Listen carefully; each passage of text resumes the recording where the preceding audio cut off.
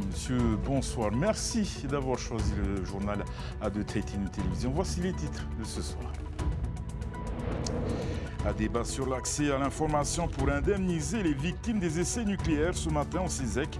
Une autre façon de célébrer la journée des droits des femmes, particulièrement touchées par les maladies radio-induites. Un job dating pour les menuisiers du centre de détention de Tatoutou. Ceux qui le souhaitaient ont pu s'entretenir avec des chefs d'entreprise du secteur. Retour sur la première soirée de la 7e édition du Heivat Tauria. 5 collèges ont foulé la scène de Toata pour un spectacle haut en couleur. C'est dans quelques instants.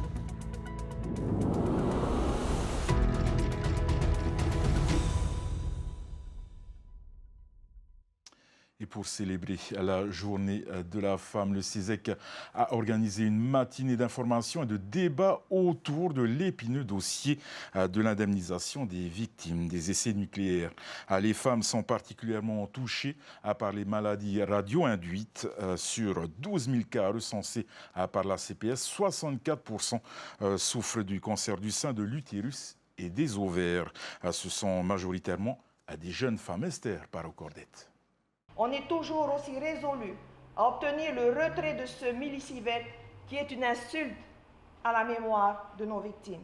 Robe fleurie, couronne de fleurs, les femmes victimes des maladies radio-induites montent au CESEC pour dire encore et toujours que leurs droits sont bafoués. Sur 12 000 cas, 64% sont des femmes avec une moyenne d'âge de 54 ans et beaucoup peinent à obtenir une indemnité. Il n'y a pas encore de réelles avancées, comme je le disais dans mon intervention.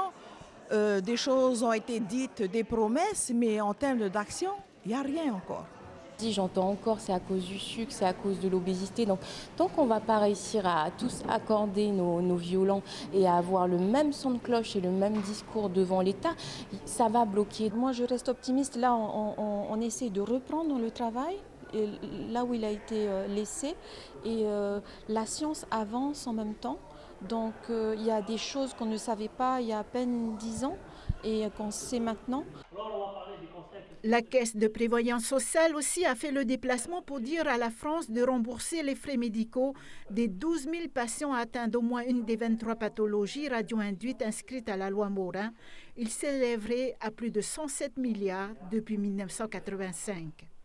On dit voilà les chiffres, voilà combien ça nous a coûté. Donc il faut que le gouvernement actuel et puis nos politiciens, enfin nos élus nationaux, fassent en sorte qu'ils prennent d'ailleurs le sujet à cœur. Patrick, ça a été devant le tribunal de l'Arrêt.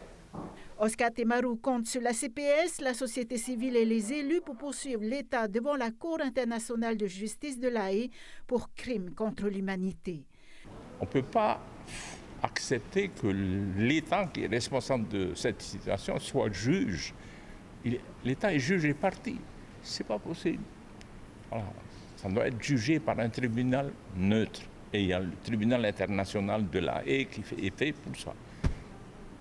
Et je l'ai fait. J'ai déposé plainte pour crime contre l'humanité. Mais force est de constater que très peu de malades constituent leur dossier pour demander une indemnité.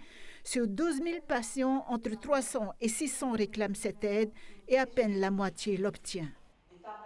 Puis ce vendredi 8 mars, nous célébrons la Journée internationale des droits des femmes. Beaucoup d'hommages et de manifestations ont lieu un peu partout au Fénois depuis hier. C'était le cas ce matin à l'Université de Polynésie où un café-débat était organisé en présence de 8 femmes exerçant des fonctions à haute responsabilité. Notre journaliste Svetia Renauta était présente. Commentaire signé Sophie Guébel. J'ai choisi d'être simplement moi-même, mais une grande technicienne, c'est tout. Elles sont directrices de cabinet, procureurs de la République ou encore chef adjointe. 8 femmes ont témoigné ce matin de leur parcours ou comment concilier vie professionnelle et vie personnelle lorsque l'on a autant de responsabilités. Tout le problème, je pense, c'est déjà dépasser ce qu'on appelle le plafond de verre, en fait. C'est dépasser nos propres limites, arriver à se dire que oui, on est capable et que concilier vie personnelle et vie professionnelle pour occuper des postes à haute responsabilité, c'est faisable, qu'il faut au contraire s'encourager, s'automotiver. J'ai été confrontée à des personnes qui disaient Ne pas se limiter dans sa progression de carrière en raison de sa vie personnelle, un conseil que connaît bien Darline.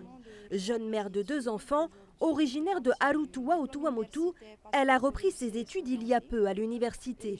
J'ai terminé major du semestre, donc première de mon semestre.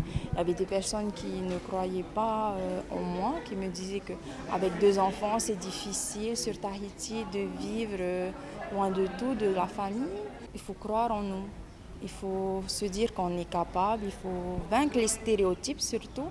C'est pas parce qu'on est des femmes qu'on est faible, au contraire, on est plus fortes, je dirais. Des femmes fortes et des chefs d'entreprise présentes qui inspireront certainement d'autres femmes. En 2019, elles représentaient 42% des cadres en France et en Outre-mer. Et 8 autres femmes étaient aussi mises à l'honneur dans le hall du Haut-Commissariat de la République en Polynésie française. C'est une exposition de photos. 8 employés de l'État en fonction au tribunal, à la DTPN, en gendarmerie, à l'armée, la douane, dans l'administration pénitentiaire, la protection civile et au Haut-Commissariat. Et à l'Assemblée de la Polynésie française aussi, les femmes étaient à l'honneur, des femmes qui doivent avoir toute leur place dans la société, selon le président du FENWA, des stands d'information, de prévention, ainsi que d'aide et de soutien à l'entrepreneuriat étaient proposés aux visiteurs. Pour le président Moetai Broderson, il reste encore un long chemin à parcourir pour soutenir au mieux les femmes du FENWA. On l'écoute au micro d'Emma Mathieu. Il y a du travail à faire, je pense qu'il y a beaucoup de choses à faire dans l'éducation de nos garçons, et c'est un travail qui doit commencer dans les familles. Je crois que chaque père de famille a pour devoir d'éduquer ses fils, de leur expliquer que la femme c'est pas un objet, c'est pas une chose, c'est pas quelque chose dont on dispose, c'est un partenaire de vie, c'est un être humain qu'on doit respecter, et c'est quelqu'un qui a toute sa place finalement, pas simplement je dirais dans les tâches ménagères. C'est un partenaire qu'il faut considérer à égalité. Alors ça ne veut pas dire qu'on fait tous les mêmes choses.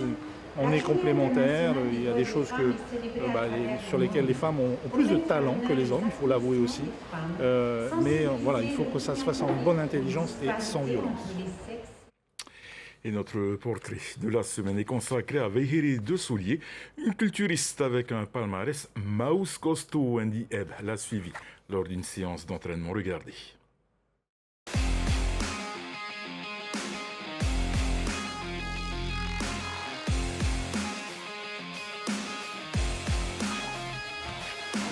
Yorana, moi c'est Vehiri des Souliers. Je vais avoir 38 ans bientôt.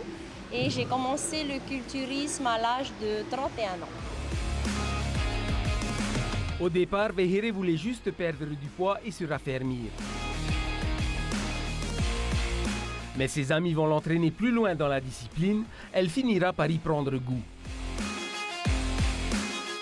Tu apprends comment manger, tu arrives à être mieux organisé, forcément parce qu'il faut allier compétition, vie de famille, boulot et tout ça.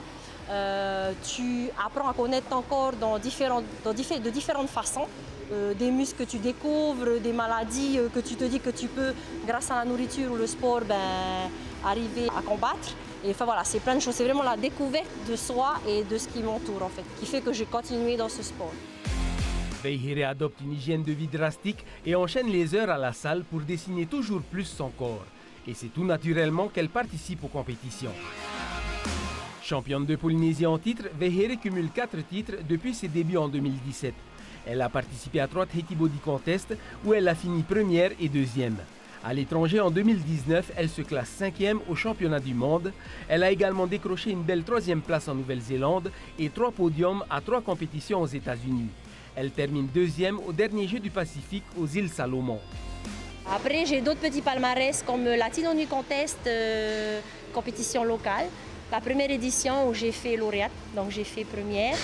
Et Roberto aussi, Legacy, où j'ai fait 3e. Quelle est la suite pour toi? La suite, ça serait de refaire podium au championnat du monde. Et ça me tient à cœur parce que c'est un partage. On se retrouve avec plus de 32 nations. Pendant toute une semaine, on est ensemble. C'est vraiment toute une semaine de partage. Son fils profite de la moindre occasion pour être avec sa mère, un moment de partage privilégié. Là, on peut dire que tu es son plus grand fan, hein? Ouais. Dans toutes les compétitions qu'elle fait, elle arrive toujours sur le podium. Et c'est bien. T'aimes pas quand elle est devant le public? En maillot? Non. Là, j'aime pas ça du tout. Pourquoi? Je sais pas, j'aime pas. Actuellement à 70 kg, Vehire doit atteindre son poids de forme de 67 kg en vue de ses prochains objectifs. Début octobre, elle participera aux Jeux de Nouméa, puis au Championnat du monde aux Maldives en décembre. 7 détenus de Tatoutou ont participé à un job dating avec des chefs d'entreprise du secteur de la menuiserie. Après avoir exposé leur création façonnée à partir de chutes de bois, ils ont passé des entretiens. Thomas Chabrol y a assisté. C'est avec une certaine appréhension que ces détenus présentent leur travail aux professionnels du bois après 9 mois d'apprentissage. Dans cet atelier de la prison de Tatoutou, ils se forment au métier de menuisier. Ici, ils ont tout appris, de la création du matériel de traçage à la confection d'un établi complet. Certains meubles sont même embellis avec des gravures. C'est une table pour télé, un meuble pour télé avec sculpture et gravure, hein, comme vous le voyez. Hein. Donc on a fait une gravure sur pied, sur ardoise et sculpture sur le côté sur du cyporex. Hein. En fait, la menuiserie en Paris, il n'y a plus beaucoup ici en Polynésie française. Hein. On recherche les menuiseries. Hein. Je suis fait partie dans ces compétences. Hein. Ces stagiaires font partie de la deuxième promotion de la formation menuiserie lancée en 2022 dans l'établissement. Une formation qui sera d'ailleurs proposée au CFPA de Taravao à partir de juillet. Dans l'atelier de la prison, tout a été conçu et pensé à partir de bois récupérés et de palettes recyclées. C'est le but, c'est-à-dire arriver à se servir des ressources locales, ce qu'on a, ce dont on dispose, et utiliser des techniques traditionnelles d'assemblage qui vont nous permettre de se passer de quincaillerie, de rupture de stock des fois qu'on peut avoir dans les magasins. Donc réintroduire des techniques traditionnelles d'assemblage avec des matériaux de récupération. Les entreprises présentes pour ce job dating ont découvert avec étonnement les compétences des détenus et la qualité du travail enseigné. Ils sont vraiment employables parce qu'ils sont autonomes, ils sont habilités à travailler sur les machines, ils ont acquis les techniques de base d'assemblage. Le formateur les a aussi habitués à exécuter un travail à la chaîne et ça leur a permis de constater qu'à plusieurs, on fabrique beaucoup plus et beaucoup plus vite. Et ce savoir-faire, les détenus ont dû le mettre en valeur lors des entretiens oraux pour décrocher un stage ou un emploi. Ce programme personnalisé d'aide à l'insertion en milieu carcéral est un levier pour construire un projet professionnel. De nouveaux partenaires ont aussi répondu présent. On dit ok, on joue le jeu, on veut bien les rencontrer, faire des entretiens et voir ce qu'ils sont capables de faire dehors. Entre les murs de la prison, le lien se crée entre des hommes en fin de peine et le monde de l'entreprise. Des entreprises qui pour certaines ont déjà embauché d'anciens détenus ces dernières années. La 7e édition du Heiva Tauri a débuté hier, place Toata. 5 établissements de Tahiti, des Raromatei et des Tuamotu ont enflammé cette première soirée de concours. Le résumé de Veitiare Nauta et Matai Horai. C'est avec le mana des Tupuna que ce Heiva Tauria démarre. Une fois la cérémonie du Rahiri terminée, la soirée de concours peut donc commencer.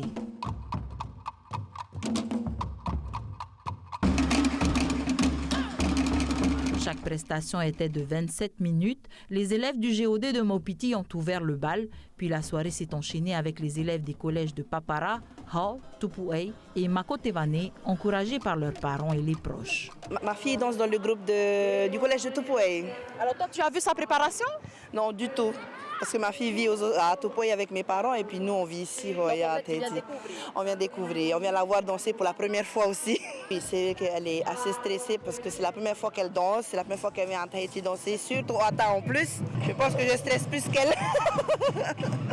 Ce soir, je suis venue soutenir le GOD de Maupiti C'est le premier passage, du coup on est carrément contente de pouvoir venir les soutenir. C'est la première fois que Maupiti participe au Heiva? C'est la première fois, oui, que Maupiti participe au Heiva. Comment tu les as vus? Franchement, je les ai vus, ils étaient magnifiques, ils étaient souriants, ils brillaient leur culture, c'était vraiment magnifique. Après avoir présenté leur spectacle, la tension est redescendue, l'équipe pédagogique a pu reprendre son souffle. Mission accomplie et puis je voudrais vraiment remercier les enfants en premier parce qu'ils se sont donnés à fond. Ils savent que ça a été des heures de répétition après l'école, donc je sais qu'ils auraient eu autre chose à faire, mais bon voilà, ils étaient là jusqu'au bout. Au début, je stressais beaucoup, mais après, depuis que j'ai dansé sur scène, ça a été mieux. Et en fait, ce qui est important à dire aussi, c'est que ce projet a permis justement, a permis un élan de solidarité en fait autour de ce projet et c'est ça qui est important. Donc tous les îles en fait se fédèrent, que ce soit sur Tahiti, à Tupuai et dans les 2 autres îles. Le Heiva des collèges se poursuit ce soir avec le passage des collèges de Pomare 4, Tevayuta, Aroué, Taha'a et Henri Hiro.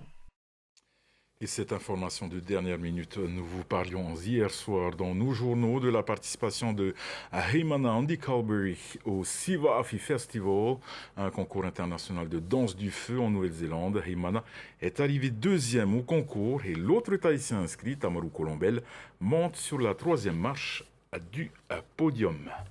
Voilà votre soirée sur Tahiti Télévision. Ne manquez pas à 19h20 votre émission Danse avec les stars, suivie à 22h05 de vendredi. Tout est permis avec Arthur. Au nom de toute l'équipe qui a préparé le journal, merci de nous faire confiance. Excellente soirée sur Tahiti Télévision. Et à demain, on se quitte sur les images du Heiva Tauria et les meilleurs danseurs du GOD de Maupiti.